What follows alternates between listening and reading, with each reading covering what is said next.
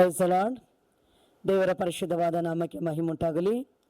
ಈ ದಿನದಲ್ಲಿ ದೇವರ ಒಂದು ವಾಕ್ಯವನ್ನು ನಾವು ಓದಿಕೊಳ್ಳೋಣ.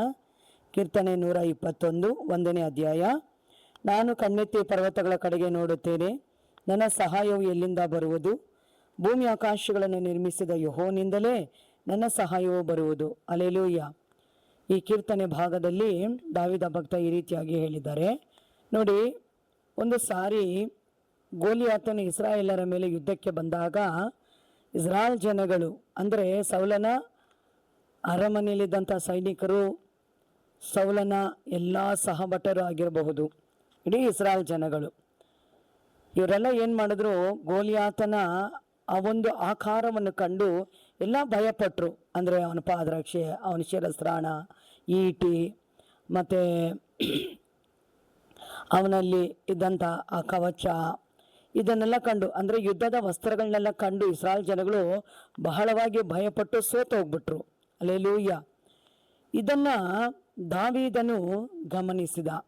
ದಾವೀದ ಆ ಒಂದು ಸ್ಥಳಕ್ಕೆ ತನ್ನ ಅಣ್ಣಂದಿರ ಯೋಗಕ್ಷೇಮವನ್ನು ವಿಚಾರಿಸುವುದಕ್ಕಾಗಿ ತಂದೆಯಿಂದ ಆತನ ಆಹಾರವನ್ನು ತೆಗೆದುಕೊಂಡು ತನ್ನ ಅಣ್ಣಂದಿರಿಗೆ ಕೊಡುವುದಕ್ಕಾಗಿ ಆ ಸ್ಥಳಕ್ಕೆ ಬಂದಾಗ ಅಲ್ಲಿ ಈ ರೀತಿಯಾಗಿ ವಾದ ವಿವಾದಗಳು ನಡೀತಾ ಇದೆ.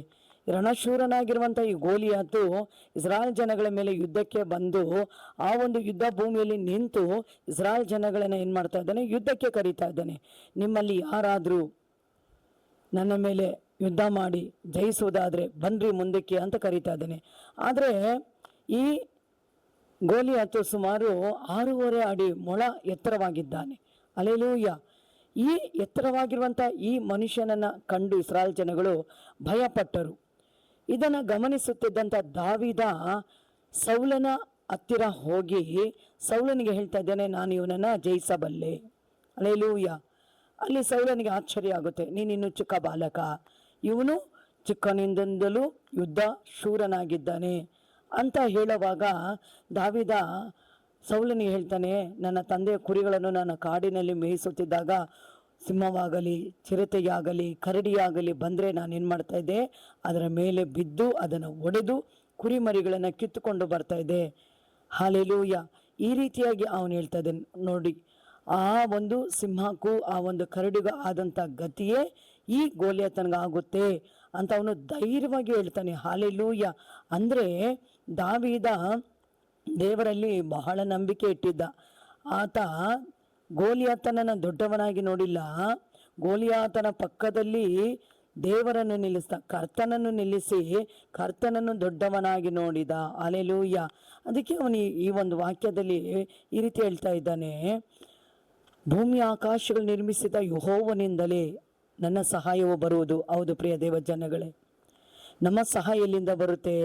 ಕಣ್ಣೆತ್ತಿ ಅವನು ಪರ್ವತಗಳ ಕಡೆಗೆ ನೋಡದಂತೆ. ಅಂದರೆ ಆಕಾಶ ಆತನಿಗೆ ಸಿಂಹಾಸನ, ಭೂಮಿ ಆತನಿಗೆ ಪಾದಪೀಠವಾಗಿದೆ.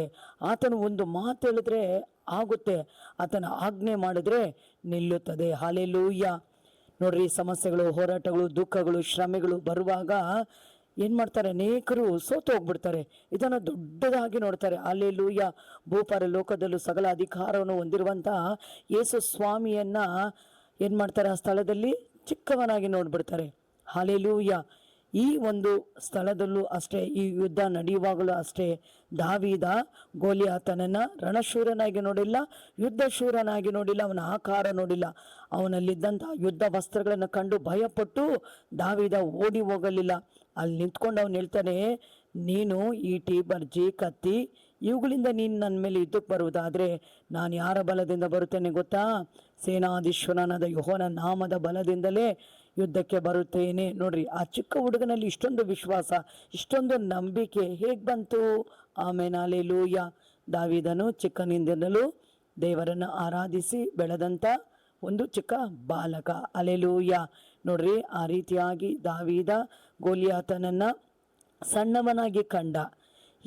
ಈ ಹೊತ್ತು ಈ ಲೋಕದಲ್ಲಿ ಅನೇಕ ದೇವಜನರ ಮಧ್ಯದಲ್ಲಿ ಸಮಸ್ಯೆ, ಹೋರಾಟಗಳು, ಭಯಂಕರವಾದ ಸಾಲದ ಸಮಸ್ಯೆಗಳು, ಬಡತನಗಳು ಈ ರೀತಿಯಾಗಿ ಬರುವಾಗ ಇದನ್ನು ದೊಡ್ಡದಾಗಿ ನೋಡ್ತಾರೆ, ಬೆಟ್ಟದಾಗಿ ನೋಡ್ತಾರೆ. ಅಯ್ಯೋ, ಸಾಲ ಇಷ್ಟಿದೆ, ಕಷ್ಟ ಹೀಗಿದೆ ಅಲ್ವಾ, ಈ ರೋಗ ವಾಸಿ ಆಗುತ್ತೋ ಆಗೋದಿಲ್ವೋ, ಹಲ್ಲೆಲೂಯಾ. ಇದು ಆಗುತ್ತೋ ಆಗಲ್ವೋ, ನಡೆಯುತ್ತೋ ನಡೆಯೋದಿಲ್ವೋ, ಈ ರೀತಿಯಾಗೆಲ್ಲ ಅಪನಂಬಿಕೆಯಿಂದ ಮಾತಾಡ್ತಾರೆ, ಧೈರ್ಯಗೆಟ್ಟು ಬಿಡ್ತಾರೆ, ಸೋತು ಹೋಗ್ಬಿಡ್ತಾರೆ. ಆಮೇಲೆ ಅಲ್ಲೆಲ್ಲೂಯ್ಯ. ಇದೆಲ್ಲದರ ಮಧ್ಯದಲ್ಲಿ ನಾವೇನು ಮಾಡಬೇಕು? ನಮಗೆ ಸಹಾಯ ಬರುವಂಥ ಪರ್ವತಗಳ ಕಡೆಗೆ ಕಣ್ಣೆತ್ತಿ ನೋಡಬೇಕು. ದಾವೀದನಲ್ಲಿದ್ದಂಥ ಈ ವಿಶ್ವಾಸ, ಈ ನಂಬಿಕೆ ಇವತ್ತು ಈ ದಿನಗಳಲ್ಲಿ ನಮ್ಮಲ್ಲಿ ಹೆಚ್ಚಾಗಿ ಬರಬೇಕು. ಪ್ರೀತಿ ದೇವ ಜನಗಳೇ, ಈ ವಾಕ್ಯವನ್ನು ಕೇಳಿದಂಥ ನಿಮ್ಮನ್ನು ದೇವರು ಆಶೀರ್ವದಿಸಲಿ. ನಾವೀಗ ಒಂದು ಪ್ರಾರ್ಥನೆ ಮಾಡೋಣ. ಹಾಲೆಲೂಯಾ. ಸ್ತೋತ್ರ ದೇವನೇ. ಅಪ್ಪ ಯೇಸುರಾಜ, ನಮಗೆ ಸಹಾಯ ಬರುವಂಥ ಪರ್ವತಗಳ ಕಡೆಗೆ ನಾವು ಕಣ್ಣೆತ್ತಿ ನೋಡುವಾಗ ಸ್ವಾಮಿ, ಈಗೋ ಕರ್ತನೇ ಸಯ್ಯ, ಭಯಂಕರವಾದಂಥ ಆ ಗೋಲಿಯಾತನನ್ನು ದಾವೀದನು ಜಯಿಸಿದ ರೀತಿಯಲ್ಲಿ ಕರ್ತನೇ ಸಯ್ಯ, ನಿನ್ನ ಮಕ್ಕಳು ಬರುವಂಥ ಎಲ್ಲ ಹೋರಾಟಗಳನ್ನು ಜಯಿಸಿ ಮುಂದೆ ಸಾಗಿ ನಿಮ್ಮನ್ನು ಮಹಿಮೆ ಪಡಿಸುವಂತೆ ಆಶೀರ್ವದಿಸು. ಪ್ರಾರ್ಥನೆ ಕೇಳಿ ಹಾಗೆ ಮಾಡಿದ ದೇವರಿಗೆ ಸ್ತೋತ್ರ. ಯೇಸು ಕ್ರಿಸ್ತನ ನಾಮದಲ್ಲಿ ತಂದೆಯೇ, ಆಮೆನ್.